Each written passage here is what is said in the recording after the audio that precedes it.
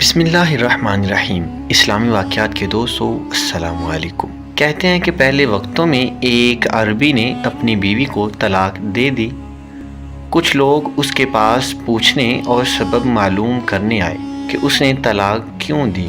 وہ کہنے لگا کہ وہ ابھی عدت میں ہے، ابھی تک وہ میری بیوی ہے، مجھے اس سے رجوع کرنے کا حق حاصل ہے۔ میں اگر اس کے عیب تمہارے سامنے بیان کر دوں تو رجوع کیسے کروں گا؟ لوگوں نے انتظار کیا اور عدت ختم ہو گئی اور اس شخص نے رجوع نہیں کیا۔ لوگ دوبارہ اس کے پاس آئے تو اس نے کہا، اگر میں نے اب اس کے بارے میں کچھ بتایا تو یہ اس کی شخصیت مسخ کرنے کے مترادف ہوگا اور کوئی بھی اس سے شادی نہیں کرے گا۔ لوگوں نے انتظار کیا حتیٰ کہ اس عورت کی دوسری جگہ شادی ہو گئی۔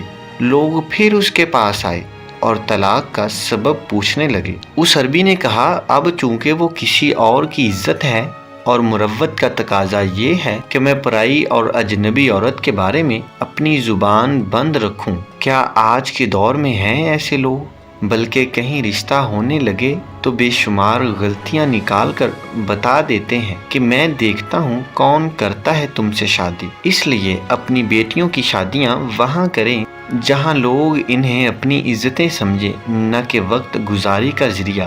بات اچھی لگی ہو تو شیئر بے شک نہ کیجیے گا، عمل ضرور کیجیے گا۔ اللہ تعالیٰ سے دعا ہے کہ ہمیں عمل کرنے کی توفیق عطا فرمائے، آمین۔